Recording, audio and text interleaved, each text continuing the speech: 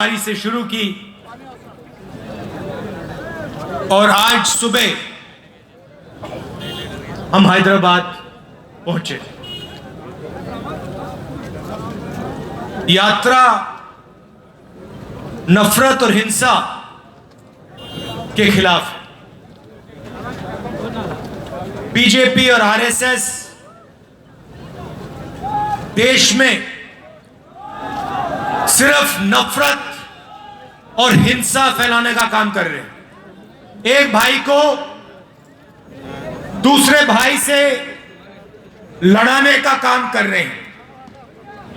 और भाइयों और बहनों, इससे देश मजबूत नहीं होता है, इससे देश कमजोर होता है। देश की शक्ति देश को आगे ले जाने के बजाय लड़ाई झगड़े में, नफरत में जाया हो जाती। हमारी यात्रा कन्याकुमारी से शुरू हुई और कश्मीर तक जाएगी। इसको कोई शक्ति, आंधी तूफान बारिश धूप, कुछ कोई शक्ति नहीं रोक सकती है। यह सिर्फ एक यात्रा नहीं है, यह हिंदुस्तान की सच्ची आवाज है। आप देखिए, यात्रा में आपको नफरत नहीं दिखाई देगी, मारपीट झगड़ा नहीं हो रहा है, एक भाई दूसरे को गाली नहीं दे रहा है, किसी की पिटाई नहीं हो रही। प्यार से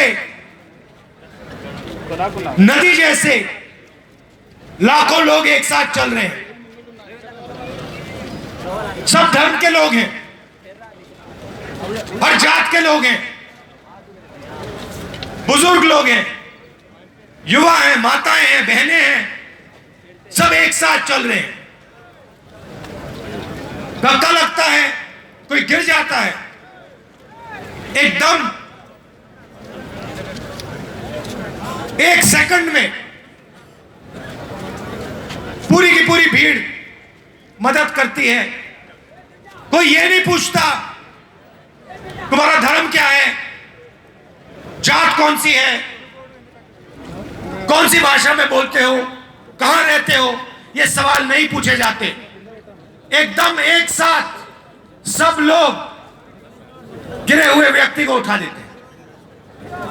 यह हिंदुस्तान का इतिहास है, यह हैदराबाद का इतिहास है। यहां पे सब धर्म के लोग एक साथ भाईचारे के साथ रहते हैं।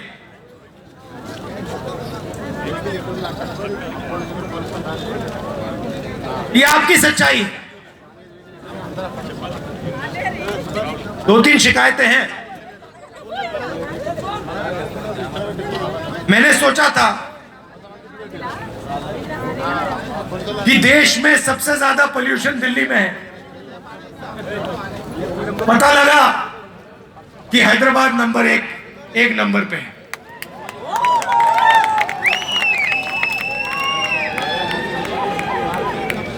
और जब से यहां टीआरएस की सरकार है, तो यहां पे अब देखिए, सड़कों पे चले हैं,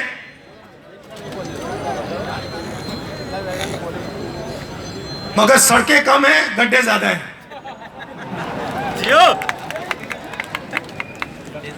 तो आपका जो इंफ्रास्ट्रक्चर है, जो होना चाहिए, वो नहीं है। खारगे जी ने कहा कि पार्लियामेंट में जब भी बीजेपी कोई बिल लाती है, उन्होंने 3 किसान, काले किसान वाले कानूनों की बात की, मगर जब भी लोकसभा में, राज्यसभा में बिल आता है, टीआरएस बीजेपी का एकदम समर्थन कर देती है। टीआरएस बीजेपी और अगर विपक्ष कोई मुद्दा उठा रहा है,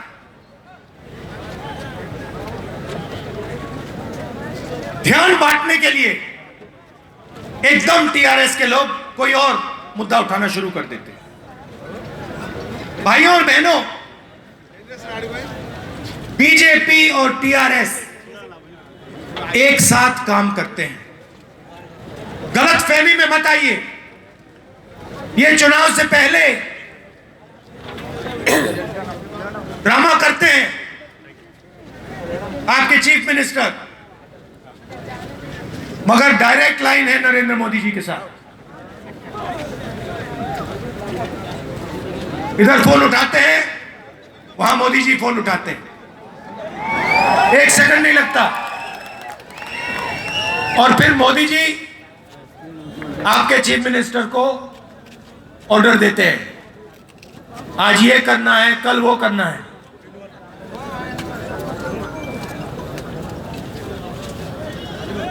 मैं अब महीनों से चल रहा हूं तेलंगाना में। कितने 7-8 दिन हो गए, 7 दिन हो गए। किसानों से मिल रहा हूं, मजदूरों से बात हो रही है, युवाओं से बात हो रही है। 7-8 घंटे चलते हैं। 6 बजे शुरू करते हैं और जैसे अभी आपने देखा 7 बज जाते हैं। पूरा दिन हम तेलंगाना के लोगों की आवाज सुनते हैं। हम कुछ कहते नहीं, भाषण नहीं देते। कांग्रेस के सब नेता एक साथ जनता की आवाज सुनते हैं, दिन भर सुनते हैं। और 6-7 घंटे बाद हम 15-20 मिनट अपनी बात रखते हैं। किसानों से बात करो, सीधा किसान, तेलंगाना का किसान आपको कहता है, हमें कहता है कि किसान कितना भी काम कर ले, खेत में से उसको प्रॉफिट नहीं मिल सकता। यह सच्चाई है। 24 घंटा काम कर ले, उसके खेत से उसको प्रॉफिट नहीं मिल सकता। तेलंगाना की सरकार और बीजेपी की सरकार किसानों की कोई मदद नहीं करती, एमएसपी नहीं दिलवाती, कर्जा माफ नहीं करती, उल्टा 3 काले कानून लाई और जो किसानों का है उसको किसानों से छीनने की कोशिश करी। युवाओं से बात करो, पहला सवाल मैं पूछता हूं, पढ़ाई क्या की? कोई एमबीए करता है, कोई इंजीनियरिंग करता है,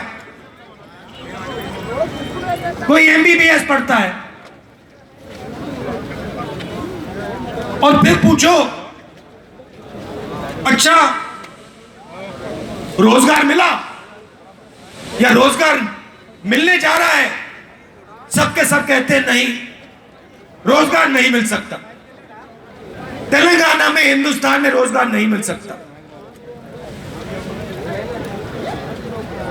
इंजीनियर से बात करो, कहते हैं, उनसे पूछो भैया करते क्या हो? तुमने इंजीनियरिंग डिग्री की, मैकेनिकल इंजीनियरिंग की, सॉफ्टवेयर इंजीनियरिंग की, सिविल इंजीनियरिंग की, करते क्या हो? हम तो डिलीवरी का काम करते हैं, पिज्जा डिलीवरी का काम करते हैं, स्विगी का काम करते हैं, मगर इंजीनियरिंग नहीं कर पाते। जो हमने सपना देखा था वो सपना हमारा पूरा नहीं हो सकता है। प्रधानमंत्री कहते थे कि हर साल मैं 2 करोड़ युवाओं को रोजगार दूंगा। हर भाषण में बोलते थे, आजकल नहीं बोलते। ना आपके चीफ मिनिस्टर, ना हिंदुस्तान के प्रधानमंत्री रोजगार की बात करते हैं। युवाओं को यह नहीं बताते कि हमने रोजगार का जो सिस्टम था उसकी रीढ़ की हड्डी तोड़ दी। भाई और बहनों, देश को रोजगार देता कौन है? देश को रोजगार छोटा व्यापारी, किसान, जो स्मॉल और मीडियम बिजनेस चलाते हैं, वो रोजगार देते हैं। नरेंद्र मोदी जी ने नोटबंदी करके, गलत जीएसटी लागू करके और कोविड के समय जो इनकी मदद नहीं की, इन 3 चीजों के कारण जो स्मॉल और मीडियम बिजनेसेस हैं, छोटे व्यापारी हैं, दुकानदार हैं, इन सब की रीढ़ की हड्डी बिजनेस खत्म हो गया है। ये रोजगार नहीं दे पाते हैं। सरकार चुने हुए लोगों के लिए काम करती है। दिल्ली में नरेंद्र मोदी जी के 2-3 मित्र हैं, नाम आप जानते हो। क्या ये पूरा हिंदुस्तान जानता है, पूरा हिंदुस्तान जानता है कि इनके जो मित्र हैं, मैं तो हैरान हो गया। आज सुबह मैंने रेवंत जी से पूछा, ये अभी तक हैदराबाद का एयरपोर्ट है, ये उनके हवाले कैसे नहीं हुआ? अब देखना, देख लेना, थोड़ी देर बाद ये उसको उठा के ले जाएंगे। हिंदुस्तान के पोर्ट्स, सड़कें, एयरपोर्ट,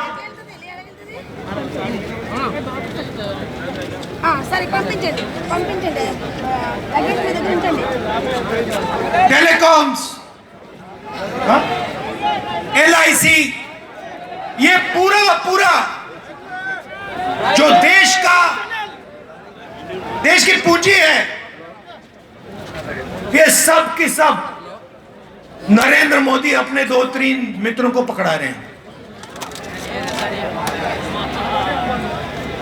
और इधर इनका एक तरफ धरनी पोर्टल है, रात को देखते हैं भैया कहां किसकी जमीन गई, कितनी जमीन मिली मुझे, कहां कहां से केसीआर जी ने जमीन हड़पी। रात को वो देखते हैं, सुबह उठते हैं और इंफ्रास्ट्रक्चर के जो प्रोजेक्ट्स हैं, सिंचाई के जो प्रोजेक्ट्स हैं, उनमें से पैसा हड़पने का काम करते हैं।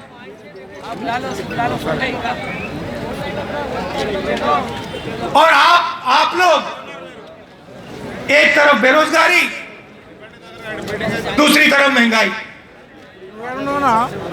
अच्छा भैया, नरेंद्र मोदी जी कहते थे सिलेंडर बहुत महंगा हो गया है, 400 रुपए का हो गया है। याद है आपको? 400 रुपए का हो गया। अच्छा भाइयों बहनों, सिलेंडर कितने का है आजकल? अब प्रधानमंत्री जी इसके बारे में क्यों नहीं बोलते? उस टाइम कहते थे पेट्रोल का दाम 65 रुपए हो गया है। आज कितना हो गया पेट्रोल का दाम? एक शब्द नहीं बोलते। तो आप लोग, हिंदुस्तान के गरीब लोग, मिडिल क्लास के लोग, एक तरफ बेरोजगारी, दूसरी तरफ महंगाई, इन दोनों के बीच में आप पिस जाते हो, दब जाते हो। और पूरा का पूरा फायदा 2-3 उद्योगपतियों को मिलता है। वो जो भी सपना देखना चाहते हैं देख सकते हैं। उनको एयरपोर्ट चाहिए,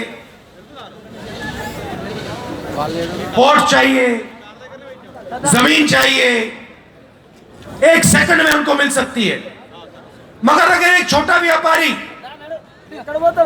अपना बिजनेस चलाना चाहे, अगर एक दुकानदार लोन लेना चाहे, नहीं मिल सकता, सवाल नहीं उठता।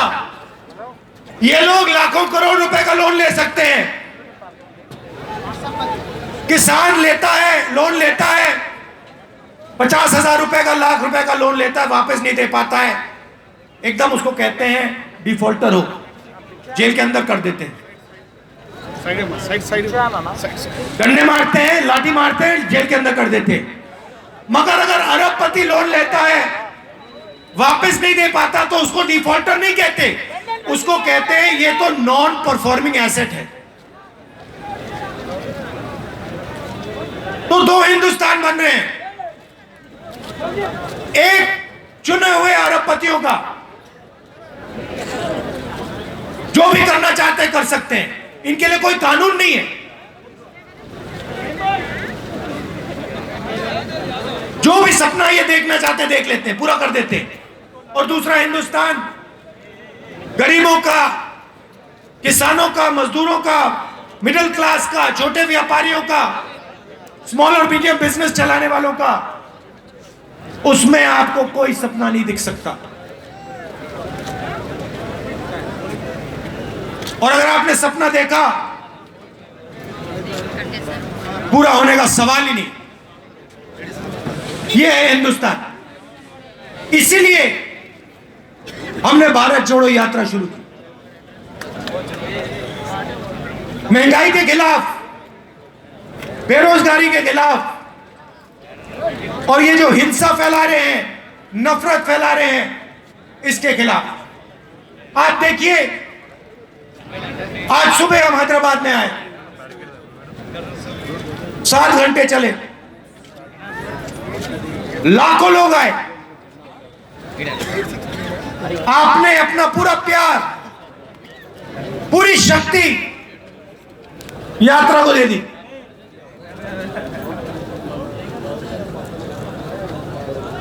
आमतौर से क्या होता है, व्यक्ति सुबह उठता है, थकान नहीं होती, 6-7 घंटे बाद चलने के बाद थकान लगती है। आप किसी भी यात्री से पूछ लीजिए, मुझसे मत पूछिए, आप किसी भी यात्री से पूछ लीजिए और वो आपको बताएगा शाम को जो हम कदम लेते हैं उसमें सुबह वाले कदम से कम थकान होती है। अजीब सी बात है, किसी भी यात्री को थकान नहीं हो रही है।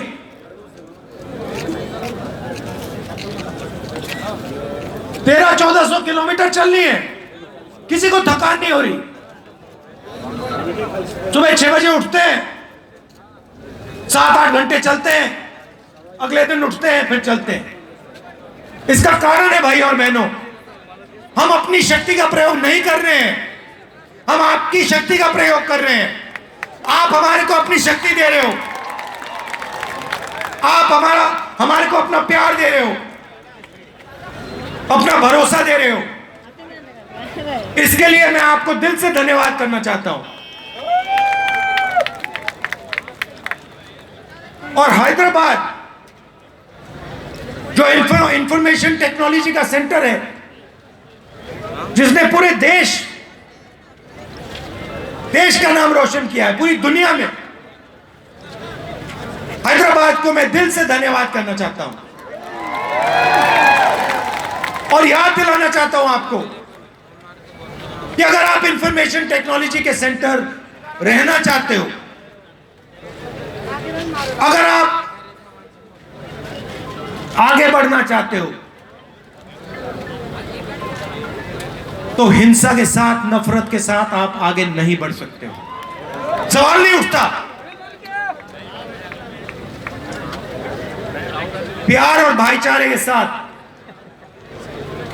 ये प्रदेश और ये हैदराबाद आगे बढ़ेगा। ये आपका इतिहास है, ये आपकी हिस्ट्री है, ये आपका कल्चर है, ये आपका डीएनए है। इसके लिए मैं आपको दिल से धन्यवाद करता हूं। बहुत बहुत धन्यवाद। नमस्कार, जय हिंद।